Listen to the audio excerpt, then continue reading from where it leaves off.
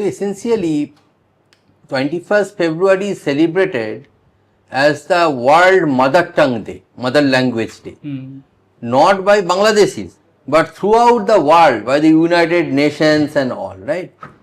So the question is that does it deserve this sort of an acclaim? That is one part of this story.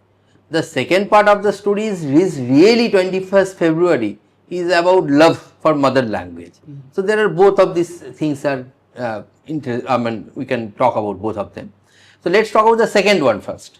So let's see the story of this 21st February. So this classical story is the students of the Dhaka University, they were asking for recognition of the mother tongue. They were going there and the police fired on them, and four of the persons Back died. in 1971. No, this is in 1952. Okay. 21st February 1952. So this is this is sort of these and there are actually another person died on 22nd February.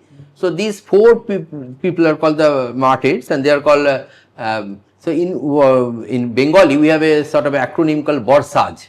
Borsaj means Borkat, Rafiq, Salam, Jabbar. Okay. So these four persons, and then these are and in Dhaka there is sort of these four persons are sort of this a memorial, language memorial, where there are sort of four small monuments, possibly symbolizing these four persons, right? And there is also statue of 5 of them.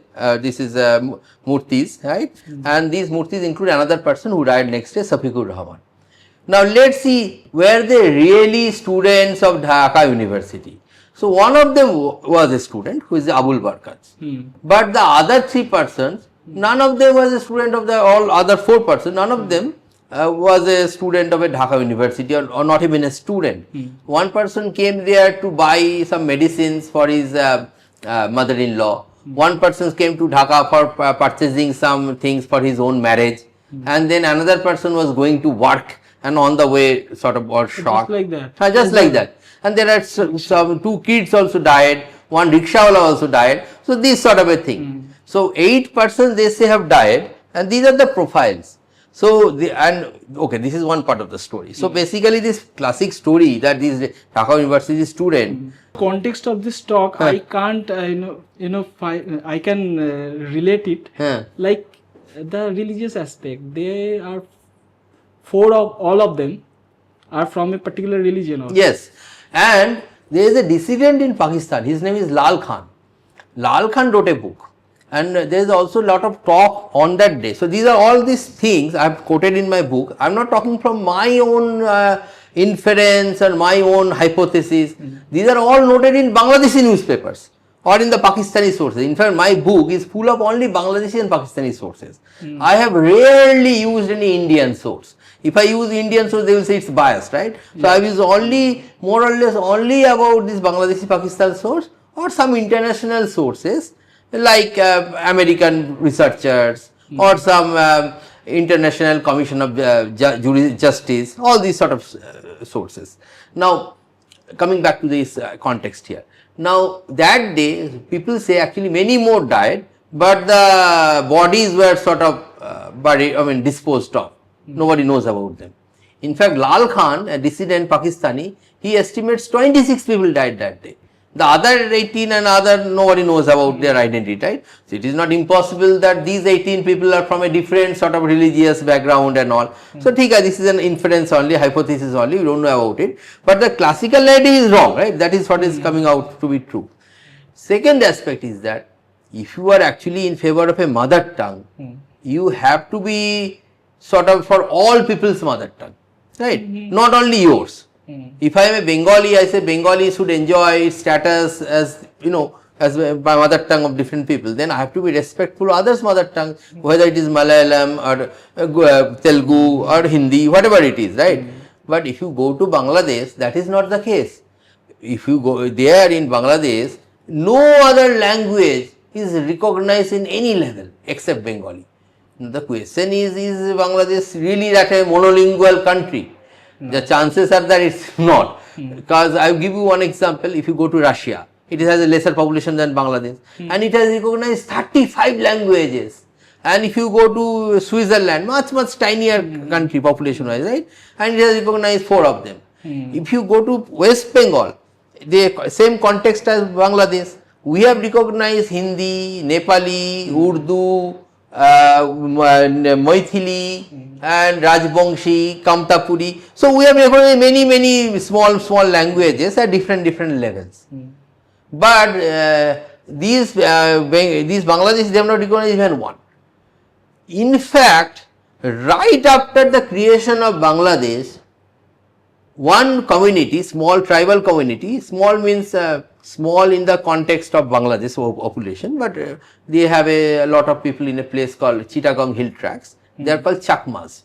Chakmas speak a very different language than Bengali, and they were an autonomous community throughout the history. So their leader Manovendra Narayan Larma, he came to Mujib and he asked for recognition of the autonomy of Chakmas, including language. And Mujib said very derogatory language, become Bengalis, go away. This is how he treated a person. And if you now say that Bangladesh is for, this is what UN says, Bangladesh is for recognition of mother tongue, plurality, then this is an insult.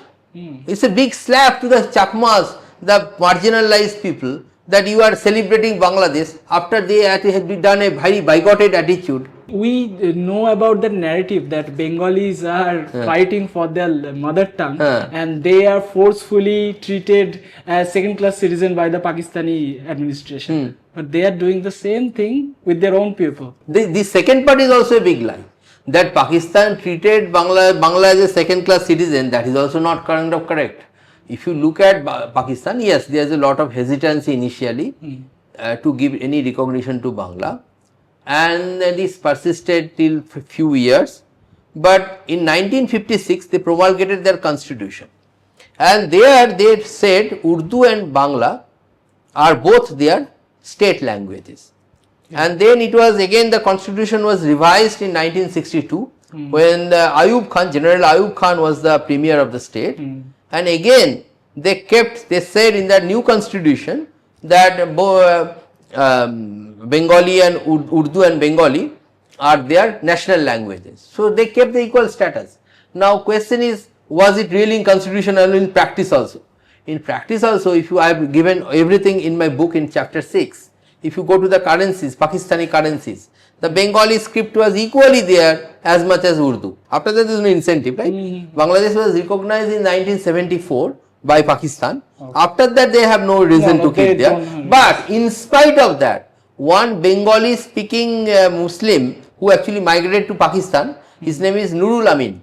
He was a chief minister of East Pakistan for some time. He died.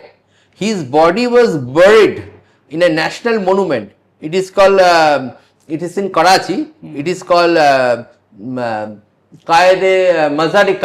Matlab, this is the Jinnah's Jinnah Mausoleum, it is commonly called. Jinnah Mausoleum. In the Jinnah Mausoleum, Nurul Amin's body is also there. Their Bengali script is even there. Even after recognition of Bangladesh, they have denied. So they have done most honorably after 1956 about Bengali language. Yes, all affiliations, all of things, it just comes to a single thing, religion. We'll talk about that later maybe. And the thing is that, so the narrative is wrong, and what I'm curious about that, how that small thing, the 4 martyrs, and for one language which may be the 6th most used language in the world, how that thing get traction, and that grand narrative that it became the 21st February became the International Day of Mother Tongue. I would say the main problem is the liberals. They have a very weird way of doing looking at things in the world. They live in a very unreal world, and they want to impose the unreal world on the real world. It is not, real world is projected in their writings, their writings are projected into the real world. So they actually thought that it would be a good idea to have a state, Muslim majority state, being sort of being an icon of secular liberal culture. And this is what Amartya Sen has done over the years. He has spent maybe a few days in his childhood, a few years perhaps, in, that time's Bangladesh. But he talks about Bangladesh as if he lives in there, and he is talking from lived experience. I have quoted here in my book The book starts with his quote. He said that Muslims in Bangladesh, they have a broad-mindedness that is not observed among Hindus. Now he is writing this, let's analyze the statement. He is saying this in 2019. In 2013 to 15, many atheist bloggers and activists and humanist activists were killed in Bangladesh. I have given the names, a few names, and I have dedicated my book to them. Now these atheists are being killed systematically just for being atheists, for no other reason. I have spoken actually one of them who survived the attack. But the now question is it that is something happening in India? The atheists are being killed not for being Hindu. Amartya Sen himself is an atheist, right? And he is there, he visits all these places and all. I am considered myself an atheist. So there is absolutely no discrimination against atheists, absolutely. And he knew it. Because between 13 to 15 these people died and all, and this also came in the international media. Suppose I assume that Amartya Sen does not read Bangladeshi newspapers, but he would be reading New York Times or Washington Post. There all these news have come also. So how he is really saying it?